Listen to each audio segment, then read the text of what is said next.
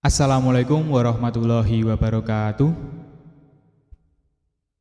Pertama-tama marilah kita panjatkan puji syukur kehadirat Allah Subhanahu wa taala karena atas rahmatnya kita masih diberikan nikmat iman, nikmat Islam, dan kita masih berikan nafas sampai hari ini sehingga kita masih bisa menikmati dunia yang diciptakan oleh Allah Subhanahu wa taala sampai hari ini.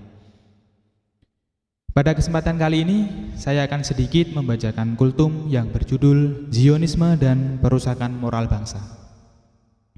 Ma'asyiral muslimin rahimakumullah, sebagaimana Allah kalamkan dalam surah Al-Baqarah ayat 120, Allah tegaskan bahwa orang Yahudi atau Nasrani sekali-kali tidak akan rela dengan umat Islam. Karena itu, mereka dengan berbagai cara menginginkan umat Islam jauh dari agamanya.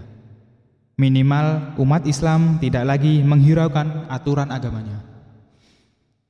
Orang Yahudi dengan gerakan Zionisnya bersama para tokoh kolonialisme Nasrani bersatu padu untuk menghancurkan umat Islam, terutama para pemudanya.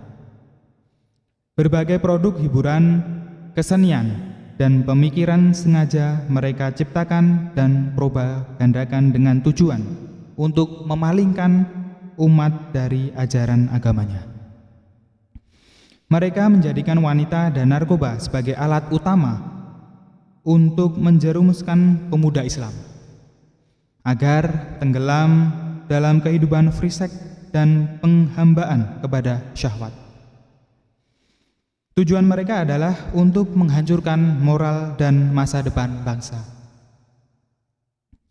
Jamaah yang berbahagia, dalam protokoler Zionisme, mereka berkata wajib bagi kita untuk bekerja melenyapkan etika atau akhlak dari muka bumi ini. Semuanya itu akan memudahkan kita untuk menguasai dunia. Sesungguhnya, Sigmund Freud adalah bagian dari kita. Dia akan selalu mengampanyakan tentang pentingnya kebebasan seks. Sehingga bagi para pemuda tidak lagi ada sesuatu yang perlu dianggap suci. Akibatnya, yang menjadi pusat pikiran para pemuda adalah seks. Maka ketika itu hancurlah akhlak mereka. Zumair, salah satu tokoh pendeta berpengaruh, mengatakan dalam pertemuan misionaris di Quds, Palestina, mengatakan tugas kalian adalah melahirkan generasi di komunitas muslim yang jauh dari Tuhannya dan tidak tahu menahu tentangnya. Mereka jauh dari agamanya. Mereka tidak lagi mengejar cita-cita tinggi. Seluruh hidupnya untuk memenuhi kesenangannya. Mereka belajar atau bisnis tidak lain untuk memuaskan syahwatnya. Bapak Ibu yang berbahagia, mereka membiayai dan menyebarkan ideologi-ideologi sesat seperti pemikiran Freud, Karl Marx, Darwin, dan aliran-aliran sesat seperti Ahmadiyah dan Bahaiyah. Tujuan mereka adalah untuk menyesatkan dan membuat keraguan terhadap keyakinan yang benar, sehingga umat Islam dengan mudah untuk diombang-ambingkan dengan berbagai pemikiran sesatnya. Karl Marx ketika ditanya tentang sesuatu yang digunakan sebagai pengganti akidah ketuhanan, ia menjawab dengan sangat tegas, penggantinya adalah panggung sandiwara. Maka setiap orang harus disibukkan dengan sandiwara atau hiburan untuk meninggalkan akidah ketuhanan. Mereka juga berusaha keras untuk merusak dan menghancurkan akhlak orang Islam dengan berbagai semboyan yang menggiurkan seperti tentang kebebasan, emansipasi, kemanusiaan, kesamaan gender, dan lain-lain.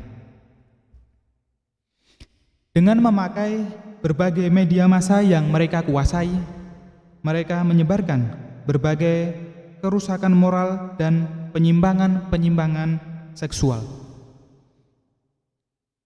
Mereka menguasai tempat-tempat strategis dalam negara. Sumber-sumber ekonomi mereka kuasai, instansi-instansi pendidikan mereka bantu selama memuluskan proyek mereka. Hampir sekitar 90% universitas di barat telah menguasai guna mempermudah penyebaran ilmu-ilmu yang telah mereka rekayasa sesuai dengan tujuan mereka. Seperti ilmu psikologis, filsafat, dan antropologi. Bahkan sekarang banyak orang yang mengaku beragama Islam yang telah berhasil mereka perdaya sebagai agen dan corong mereka. Bapak Ibu rahimakumullah, sebagai contoh real dari gerakan-gerakan Zionisme dan kolonialisme modern yang ada di negara kita adalah diterbitkannya majalah Playboy dan Hai. Kedua majalah ini secara terang-terangan mempromosikan seks dan free sex. Majalah-majalah tersebut dan sejenisnya adalah produk dari sebuah sistem kehidupan kapitalisme yang ingin menghancurkan sistem agama dalam kehidupan manusia. Oleh karena itu, para pemuda, kita harus sadar tentang berbagai makar dan tipu daya yang dilakukan oleh para musuh Islam. Tentunya mereka, para musuh Islam, selama 24 jam bekerja tanpa henti untuk menghancurkan umat dan menjauhkan pemuda muslim dari ajaran agama yang benar. Hal ini sesuai dengan apa yang dikabarkan oleh Allah SWT dalam Al-Quran di surah Al-Baqarah ayat 120 yang artinya, dan orang-orang Yahudi dan Nasrani tidak akan rela kepadamu, Muhammad dan umat Islam, sebelum engkau mengikuti agama mereka. Mungkin itu saja dari kami yang dapat kami sampaikan. Semoga bermanfaat bagi Bapak Ibu dan tentunya bagi saya pribadi. Demikian dari kami. Wassalamualaikum warahmatullahi wabarakatuh.